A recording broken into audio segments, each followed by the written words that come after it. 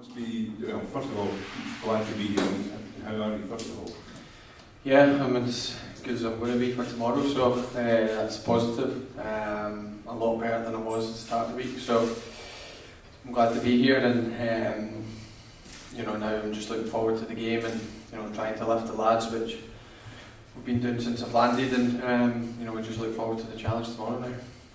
That must have been hard to watch for yourself though on Thursday night. I think it was hard for everyone to watch it. If we're being completely honest, the lads are obviously devastated about it. They knew they didn't perform on the night, which we can't change now. In my opinion, I think the first goal just kind of shocked us, and we didn't quite recover from it. And we obviously need to look at that in case it happens again in any game. So, but like in football, you only get that one chance in that game, and then you need to move on to the next. So, luckily, the next one comes quite quickly. But unfortunately, we can't change it. It was hard to watch for all of us, but it's all about now trying to redeem ourselves in the rest of the games of the campaign. It's not going to be easy though to redeem yourselves after that. Officially, the worst result for the national team in its history, I think. Yeah, it's not going to be an easy task.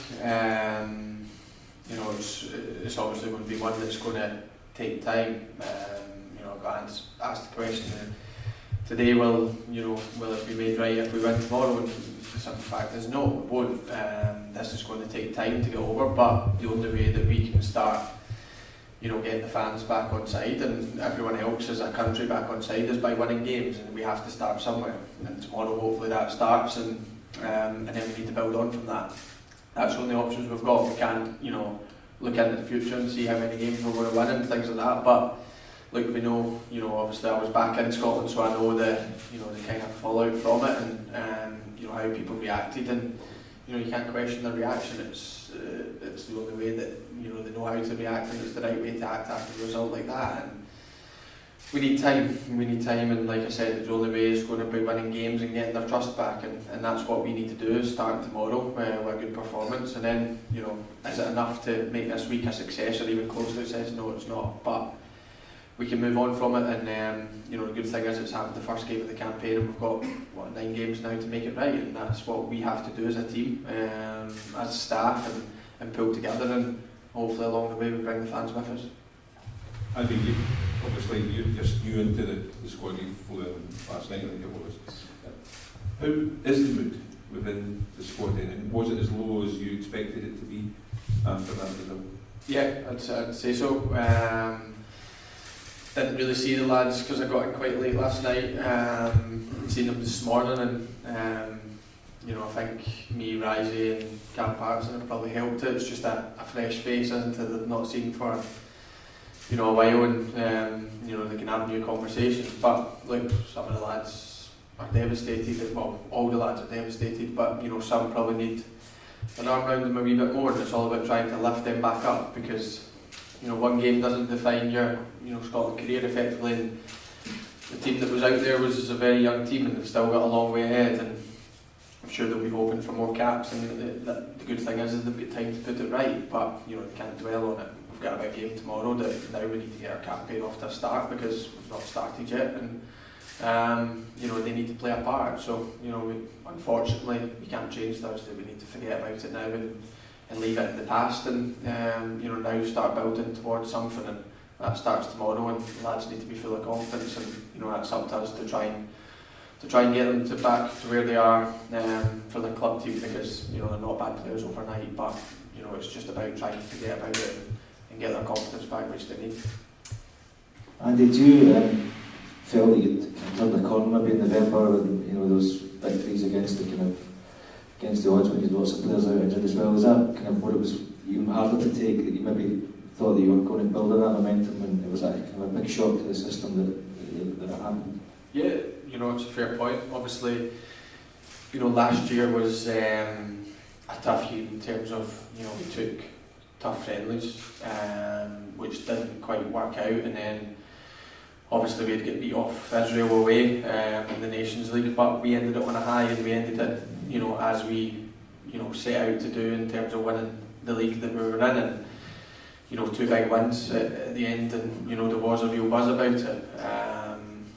And then of course to then get this campaign off to a bad start when you know we should have been probably full of confidence and you know trying to kick on from that, and we've had a setback already. So you know it's just about trying to build momentum, and obviously the momentum was there, but you know it's been halted. So you know we need to get that back, and like I said, it's the only way you get that back is by winning games and getting the trust of the fans back, and the only way we can do that is putting in performances that are good enough to wear the Scotland jersey, and we need to start doing that quickly. And obviously you were desperate to get out there and were unable to. Obviously I think you're missing 6 players on Thursday from the previous 2 games. It's important you get that momentum of selection as much as anything, and I think Dan Fletcher criticised some players who maybe weren't there. Is that kind of fair that you need to now have everybody kind of turn up no matter what?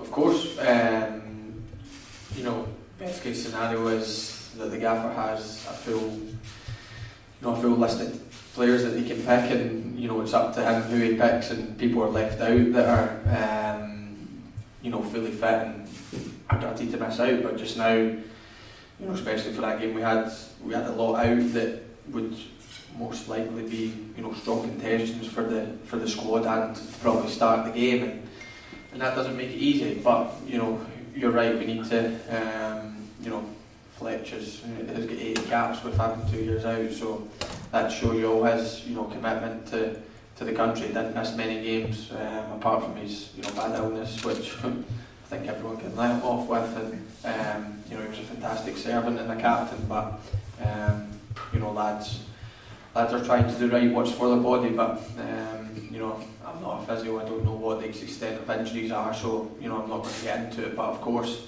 ideal scenario is we all show up and we all treat it as you know as the honour it should be, and we all are desperate to come and you know come away and try and you know make this country successful again, because too long's passed that you know we've not been to major tournaments, and the only way we're going to do that is getting by the best players on the pitch.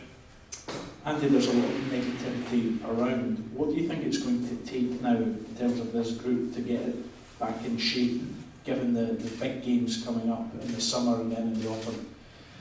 I think it's going to take good performances, like I said, but it's also going to need to take you know all of us sticking together, which in fairness, you know when I walked in this morning, of course there's people disappointed, but they all work together, and that's the main thing. You know, if everyone was separate, you know, there was arguments and things like that, then it would be a lot, you know, unhealthier situation. But the fact is that we're all in it together still, and you know, we can't make the games come quicker, because if we could, you know, we would. I'm sure most of the lads would have played San Marino straight after the game to try and put it right, but it's just not possible, and we need to take, like I said, it will take time to get fans and you know media and everything that surrounds it back on side after a result like that. But you know, we need that time, but the lads then need to start putting in performances, and that starts tomorrow.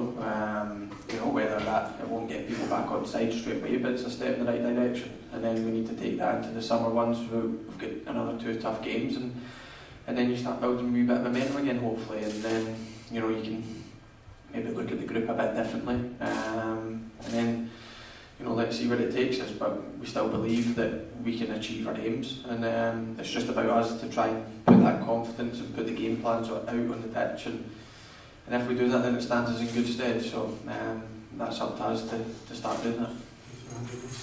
Andy, the manager said after the game midweek that he was concerned about the lack of reaction after going 2-0 down. Is that a responsibility on the players, or does that have to come from the staff as well in terms of driving you guys on? I think it's a bit of everything, but I would agree. Sat watching at home, it's the easiest thing to comment, but it did look as if the lads didn't quite react to being even 1-0 down and then 2-0 down when you were probably looking for a reaction. But like I said, I think in the first question, I think they were shocked by being 1-0 down, but that can't happen. These things happen in football. We've been at Hampden when Gibraltar equalised and the whole place is ready to cave in, and we go and win 6-1, and I think we got booed off that day, which is fair enough because of what had happened. But whatever they say about that game, we kept our composure. We knew we were good enough, to win the game, and we ended up winning it comfortably like we should. But when the 1 each went in, it wasn't a nice feeling, and of course it wasn't 1 each, it was 1-0, but it was maybe time to just relax and try and gather thoughts, get back in the game and stay tight for the next 10-15 minutes and then take it from there. But it's easier to say that now that after what's happened, but there was a lack of reaction, and for whatever reason it didn't quite work, and Kazakhstan had obviously done the homework and played as well, but we have to be better than that, and we have to find solutions in the game, and I didn't feel as if we'd done that.